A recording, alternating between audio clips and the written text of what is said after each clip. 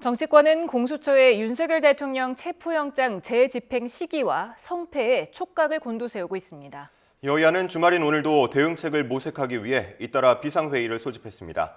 취재기자 연결합니다. 나혜인 기자, 국회 상황 전해주시죠.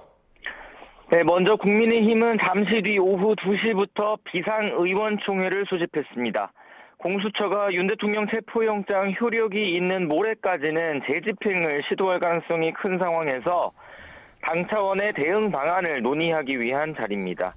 오늘 회의는 친윤계 강승규 의원이 가장 먼저 요구한 것으로 파악됐습니다. 의원 단체 대화방에 어제 공수처가 영장을 무리하게 집행했고 대통령 경호처는 정당하게 방어한 거란 취지의 주장과 함께 의원들 뜻을 모으자고 원내지도부에 요청했다는 겁니다. 여당 일각에서는 공수처에 내란 혐의 수사권이 없다는 윤 대통령 측 주장에 동조하는 분위기가 읽힙니다. 나경원 의원은 SNS를 통해 공수처가 불법적 강제 수사를 즉각 중단해야 한다며 이거야말로 진짜 내란 아니냐고 주장했습니다. 여당은 또 야권 인사들로만 구성된 국회 탄핵소추단이 윤 대통령 탄핵 심판 심리 대상에서 내란 혐의는 빼기로 했다고 주장하며 이를 문제 삼고 있습니다. 쟁점을 줄이고 최대한 빨리 결론을 내서 민주당 이재명 대표의 재판 리스크를 피하려는 꼼수를 쓰고 있다는 겁니다. 하지만 여당 내부에선 자칫 윤 대통령을 옹호하는 극단적 정치 세력으로 비칠까 우려하는 기류도 있습니다.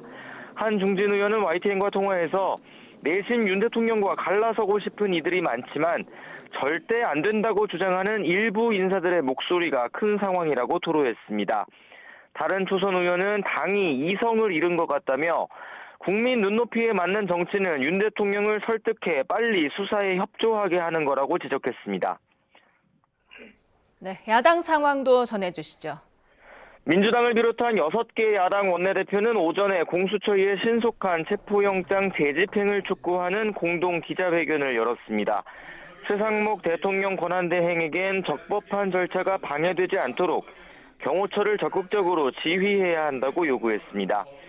내란 혐의 피의자 윤 대통령을 향해선 경호처를 자신의 사병처럼 부렸다고 비판했고 영장 집행을 방해한 박종준 경호처장은 당장 체포돼야 한다고 주장했습니다.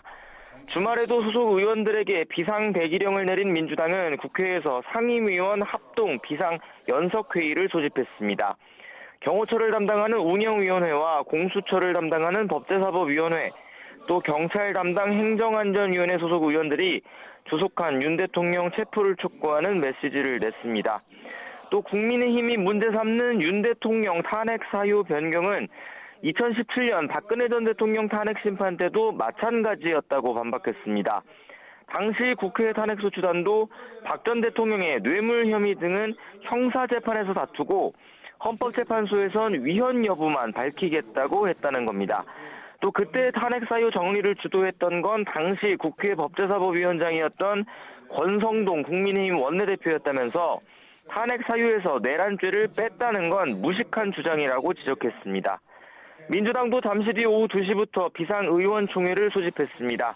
일부 의원들은 이후에 서울 도심에서 열리는 윤 대통령 체포 촉구 집회에 참석할 것으로 보입니다. 지금까지 국회에서 전해드렸습니다.